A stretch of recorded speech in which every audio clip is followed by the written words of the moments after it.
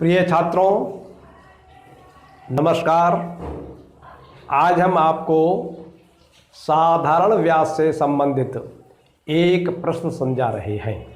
ये प्रश्न एसएससी की परीक्षा में 2010 में आ चुका है। आज का प्रश्न है रुपया 3600 की राशि को दो भागों में इस प्रकार विभक्त करो कि पहले भाग पर 5% वार्षिक दर से 3 वर्ष का साधारण ब्याज, दूसरे भाग पर 6.25% वार्षिक दर से 4 वर्ष के साधारण ब्याज के बराबर हो।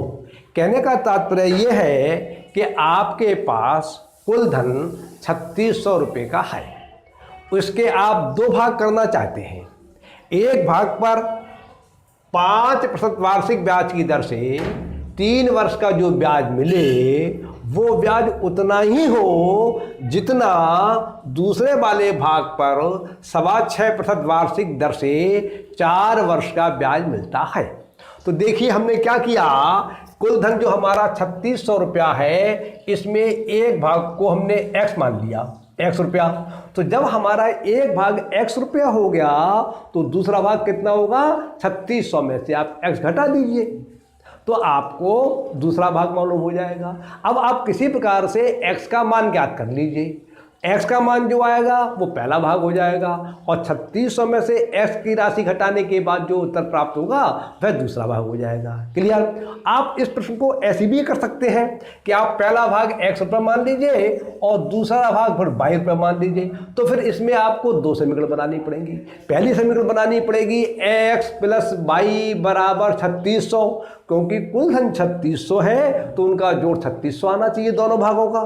तो वो कायदा जो है वो थोड़ा कठिन पड़ता है, इसलिए इस प्रश्न को ऐसे ही करेंगे, वो आपको हम बता रहे हैं। कुल धन बराबर 3600 रुपया, इसलिए अब माना पहला भाग बराबर रुपया x, तब दूसरा भाग बराबर हो जाएगा 3600 माइनस x रुपया। अब आपको साधारण ब्याज निकालने का सूत्र आना चाहिए। साधारण ब्याज निकालने का सूत्र आपका लिख दिया मैंने। साधारण ब्याज बराबर होता है मूलधन गुणा दर गुणा समय बटे 100। तो अब पहले भाग पर जो ब्याज मिलेगा आपको वो ब्याज, और दूसरे भाग पर जो ब्याज मिलेगा वो ब्याज, प्रश्न के अनुसार दोनों बराबर है। तो हमने एक समीकरण इससे बनाएंगे। अब तो पहला भाग कितना है, मूलधन x रुपया, तो x तो ये लिख दिया।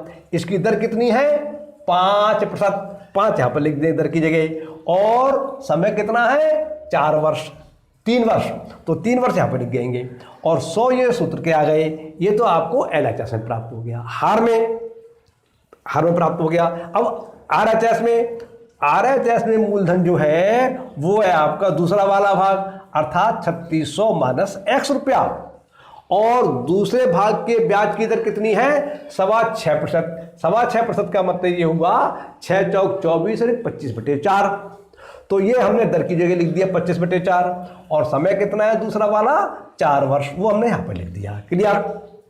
अब देखिए इस 100 से ये 100 कैंसिल हो जाएंगे, इस 4 से ये 4 कैंसिल हो जाएंगे, 5 से पूरे समीकरण को भाग करेंगे जब, तो ये वाले 5 कैंसिल हो जाएंगे और यहाँ कट के आ जाएगा 5।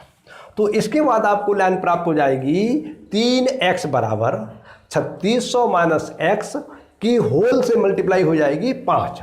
अब ये ब्रैकेट खोलेंगे तो इस 5 की इससे भी मल्टीप्लाई होगी और इससे भी मल्टीप्लाई होगी, तो आपको फल प्राप्त होगा 3x बराबर 3600 गुणा 5 माइनस 5x। आप यहाँ पर 3600 गुणा 5 भी लिख सकते हैं, और 3600 की 5 से गुणा करने के बाद जो आपको फल प्राप्त हो वो भी लिख सकते हैं। लेकिन यहाँ पर ये लिखना अच्छा है, क्योंकि इसमें आपकी मेहनत थोड़ी गुणा भाग बच जाएगी। ये आपको अभ्यास से आएगा कि हम कहाँ पर किस प्रकार से प्रश्न को हल करें, कहाँ पर गुणा कर लें, कहाँ पर गुणा ना करें। अब इस 5x को जो LHS में है, RHS में है, इसको हम RHS में LHS में ले जाएंगे तो हमें फल प्राप्त होगा 3x + 5x बराबर 3600 गुणा 5, और ये LHS में 3x + 5x लिखे हैं, इसके स्थान पर आपको प्राप्त हो जाएंगे 8x। x का मान निकालना है तो ये 8 जो है वो RHS के हर में चले जाएंगे।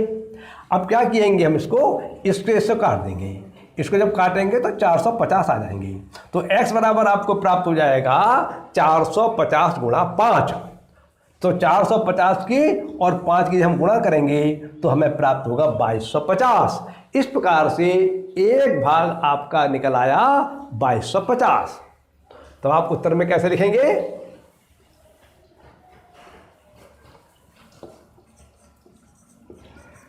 पहला भाग बराबर रुपया, x बराबर रुपया 2250। अब लिखेंगे दूसरा भाग बराबर रुपया 3600 माइनस x बराबर रुपया 3600 माइनस 2250। और जब 3600 में से 2250 घटाएंगे तो हमें प्राप्त होगा रुपया 1350।